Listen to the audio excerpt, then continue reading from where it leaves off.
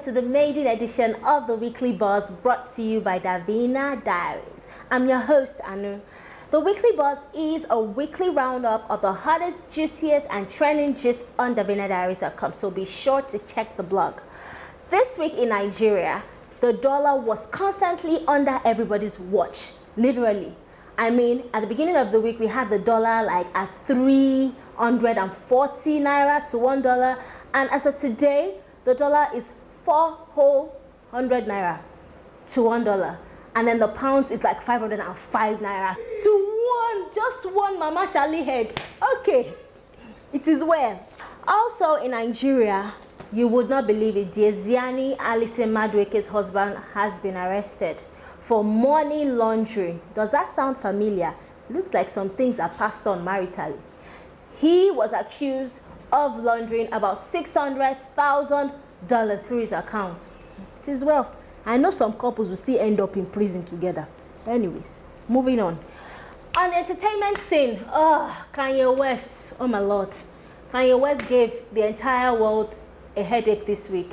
Starting from Sunday, he came out to Twitter in his usual manner to say that he is proudly in debt, and this debt is up to the tune of $53 million. Now, after saying that and facing the scrutiny of everybody, he began to beg Mark Zuckerberg, the CEO and founder of Facebook, to invest in his ideas. And he even specified that he wants him to invest with like $1 billion. People started wondering, like, you're Kanye West, you're not supposed to be broke. I mean, Kim Kardashian wears all the designers. Northwest is constantly donned in designers. So how can you be broke?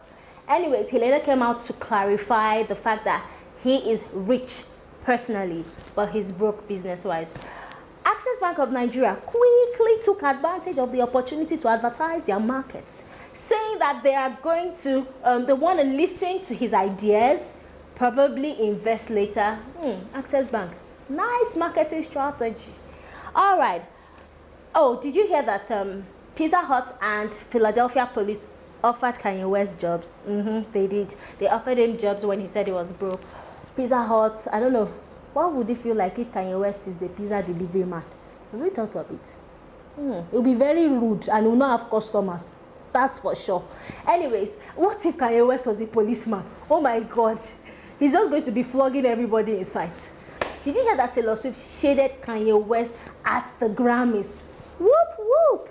You go, girl. Yeah, we don't allow men talk to us anyhow. If you remember, Kanye West last week was, after he dropped his The Life of Pablo album, came out to say that, in some part of the lyrics, he was like, he made Taylor Swift famous and he thinks he's still going to get down with her. Who comes out to, talk to someone so insolently? I thought that was really rude. And I like the way Taylor Swift handled it. I mean, she just came to the Grammys after receiving a well-deserved award for the album of the year. No bad blood here. But seriously, Taylor Swift, you killed it. And as the first woman to win Album of the Year at the Grammys twice, I want to say to all the young women out there, there are going to be people along the way who will try to undercut your success or take credit for your accomplishments or your fame. But if you just focus on the work and you don't let those people sidetrack you, someday when you get where you're going, you'll look around and you will know that it was you and the people who love you who put you there. And that will be the greatest feeling in the world.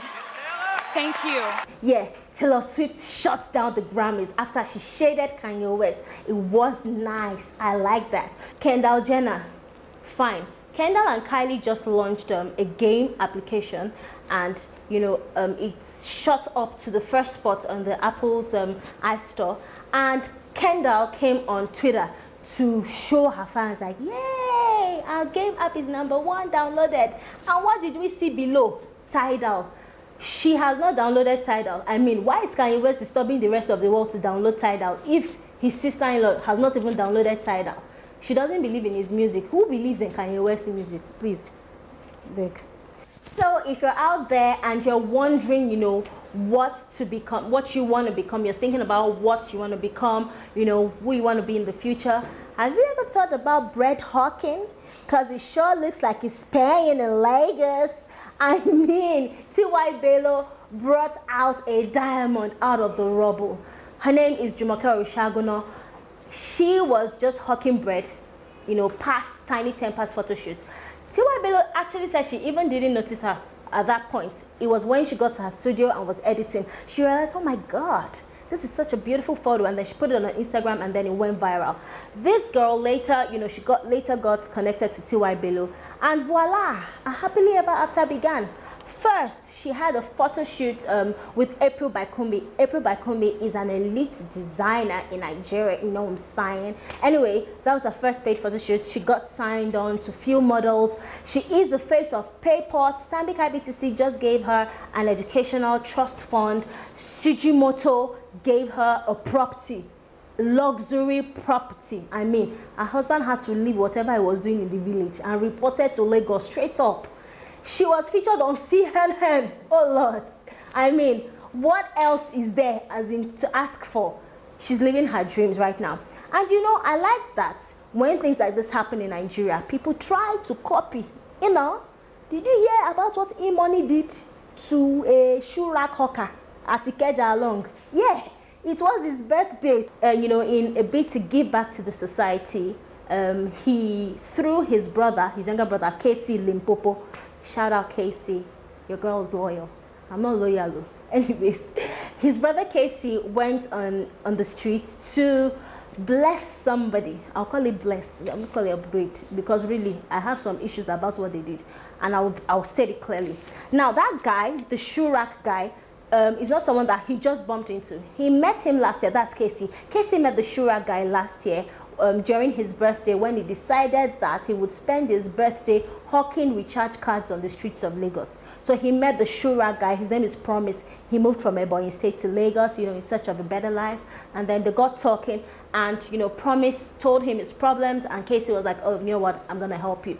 And voila, he got the opportunity this year to help him. And Casey got him a brand new Toyota Corolla. Yeah, Casey got him a brand new Toyota Corolla and gave him 300,000 naira to rent an apartment. There have been mixed reactions, you know, to this particular Promise case, because people are wondering, why would you buy a brand new car, you know, for someone who you should rather empower to make money, more like teach him how to fish, not give him the fish. Anyways, good luck to you, Promise. All the best, whatever you do with your car. Safe journey. Did you hear about P-Square's fight? I can't leave this set without talking about P-Square today. P-Square, Peter Okoye, Paul Okoye, Jude Okoye. Are you people no longer brothers? Blood is thicker than water. It has to be thicker than water every day, every time. I mean, Peter is always bringing the family, you know, gist out on social media. Why? Why? You guys are grown-up men. I mean, you can just sit down maybe over some delicious meal and flush out issues. Now, Peter came out on Twitter this week to announce that Jude Okoye, his elder brother, is no longer his manager, and you deal with him at your own risk. Everybody was wondering, like, oh, it's some sort of publicity stunts. They've done it before. They probably just want to drop an album or a song or something, so they're wetting the ground, you know, in a skibby kind of way. But you know, Jude Okoye came responding on Twitter saying, oh, his brother needs prayers. And Peter replies, like, it's not like I need prayers and, you know, stuff like that. You know, everybody just waited for Paul to talk, really, because it was getting very funny, like a heated exchange of words on social media between brothers. And then Paul comes out and Paul says, as far as he's concerned, Jude Okoye is still his manager. What do you make out of this? Eventually, Peter came around, you know, and apologized. But my point is, whatever is happening between the Okoye brothers, please, your P-Square mansion is big enough for any problem you want to solve. Sit down on your dining table and solve the problem. Enough. Don't bring it to Twitter again. P-Square wives, please. Association of P-Square wives. You should call your husbands to order. Wow. I mean, grow up. All right, guys. That will be it on the Weekly Buzz brought to you by Davina Diaries today. Don't forget to check out the blog for more juicy gist. Remember to subscribe to this YouTube channel. Also remember to drop your comments in the comment section below. Follow us on Twitter and Facebook at Davina Diaries. It was lovely gisting with you guys today. I can't wait to come your way next week with more hot gist. So see ya. Have a lovely weekend. Bye.